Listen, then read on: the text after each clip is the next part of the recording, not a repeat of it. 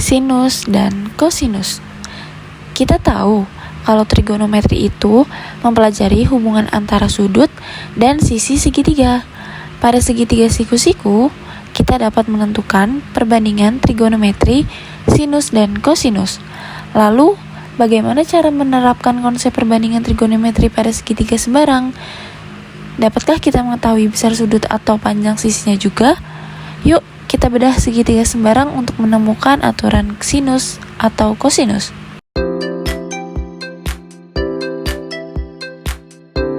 Oke, jadi yang paling pertama kita akan membahas apa sih perbedaan sinus dan kosinus itu. Nah, langsung aja di sini kita akan membahas sinus terlebih dahulu. Untuk aturan yang paling pertama, kita menggambar segitiga sembarang terlebih dahulu yang memiliki satu sisi di tengah, lalu dia diapit oleh dua sudut, seperti ini. Nah, jadi jika sisinya itu diapit oleh dua sudut, berarti dia menggunakan aturan Sinus. seperti ini. Tetapi tidak hanya itu, karena ada kemungkinan yang lainnya yang bisa terjadi untuk menggunakan aturan sinus sendiri. Nah, di sini tetap memiliki dua sudut, tetapi sisinya itu tidak diapit dengan dua sudut ini, melainkan di sisi lain. Dia berada di sisi lain. Kalau tadi kan ada di sini, nah sekarang di sini. Nah, ini juga bisa disebut atau dikatakan menggunakan aturan sinus yang sisinya tidak diapit oleh dua sudut. Nah, yang terakhir itu bisa juga dua sisi yang diketahui tetapi sudutnya itu tidak diapit. Nah, ini juga bisa dikatakan menggunakan aturan sinus. Oke, sekarang kita ke kosinus. Kalau di aturan kosinus itu kebalikannya dari sinus. Kalau tadi kan sudutnya ada dua, kalau di kosinus ini sudutnya hanya satu, tetapi dia memiliki sisi dua. Nah, jadi di aturan kosinus ini sudutnya itu diapit oleh dua sisi nih. Jadi ini sudutnya diapit oleh kedua sisi ini. Nah, maka jika seperti ini itu dapat dikatakan dan bisa menggunakan aturan kosinus. Nah, selain itu kita bisa menggunakan aturan kosinus juga jika segitiga sembarang yang memiliki tiga sisi seperti ini. Nah, itu juga bisa kita gunakan menggunakan aturan kosinus. Oke, nah kalau tadi kita udah membahas perbedaan dari sinus dan kosinus, sekarang kita masuk ke rumus sinus terlebih dahulu. Nah, di sini ada segitiga sembarang yang menggunakan A dan B, kemudian C. Untuk A besar ini berarti di depan sudutnya itu, nah ini kan di depannya nih, itu dinamakan A kecil. Nah, yang B besar ini berarti di depan sudut B besar ini itu adalah B kecil. Kemudian yang C besar itu berarti C kecil. Jadi sisinya itu yang berada di depan sudutnya ini. Misalnya A, ya berarti di depan sudutnya ini. Tuh.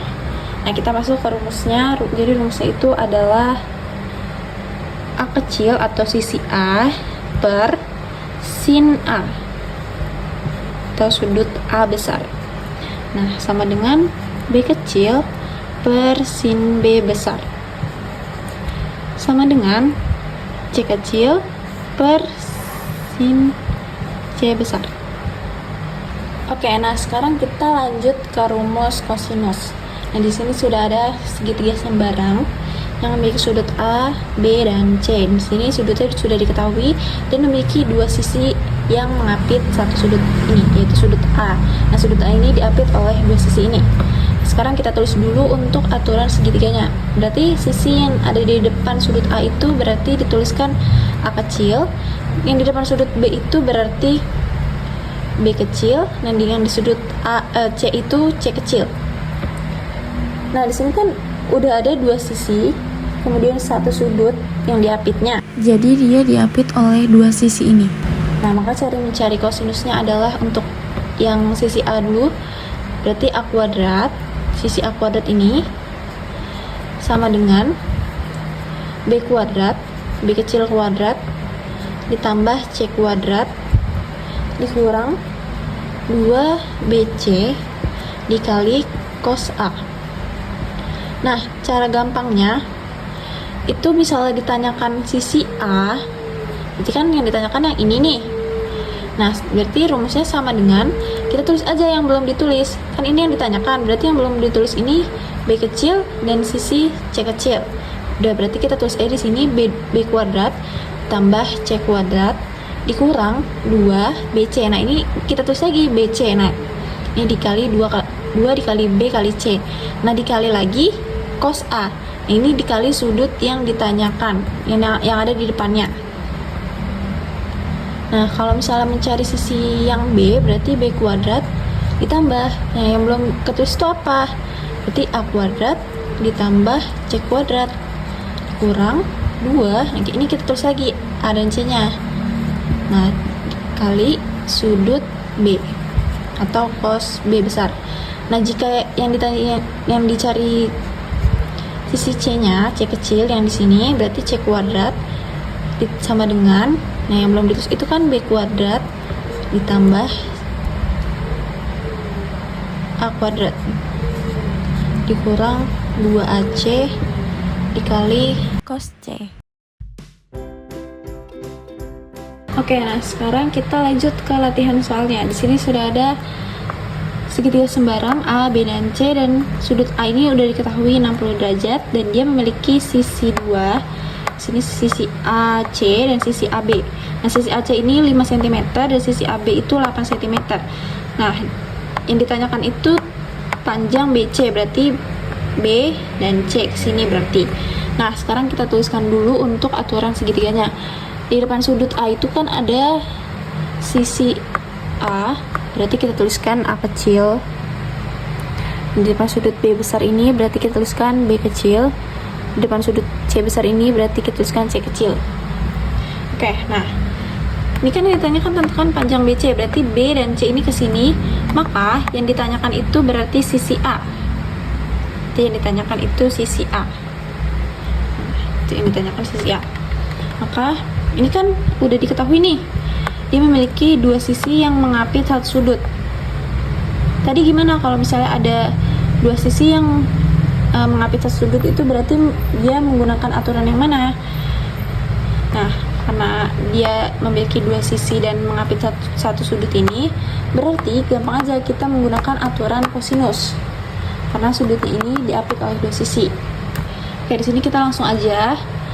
Berarti kita tulis sisi A kecil kuadrat sama dengan B kecil kuadrat ditambah C kecil kuadrat dikurang 2 BC. Kita tulis lagi BC-nya dikali sudut A atau cos A. Nah, kita tulis di sini, kita masukin angkanya A kuadrat yang ditanyakan. Nah, B kuadratnya ini berapa? Nih, B kecil kuadrat berarti 5 cm kuadrat. Nah, untuk C kecil kuadratnya dari sini 8, kita tuliskan 8 kuadrat. Nah, 2 dikali BC. Nah, BC-nya kita tulis lagi 5 dikali 8. Nah, untuk cosnya, cos A itu sudah diketahui 60 derajat. Kita masukin lagi di sini A kuadrat sama dengan, nah ini 5 kuadrat itu kan 25 ditambah 8 kuadrat itu 64 dikurang, nih ini dikali dulu, 2 kali 5 10, 10 kali 8 80, maka ini 80. Cos 60 itu setengah. Nah, di sini kita tulis lagi A kuadratnya sama dengan 25 ditambah 64 itu 89 dikurang, nah ini dibagi dulu, 80 bagi 2 40, maka di sini 89 dikurang 40. Nah, dikurangin A kuadrat sama dengan 89 kurang 40 itu adalah 49. Cuma ini belum selesai karena ini masih berbentuk kuadrat. Nah, gimana biar kuadratnya ini hilang? Berarti cara menghilangkan kuadratnya adalah akarin. Jadi 49 itu diakarin, maka hasilnya akar 49 itu 7, maka hasilnya 7 cm. Nah, berarti sisi A-nya atau panjang BC-nya itu 7 cm. Di sini sama dengan 7 cm.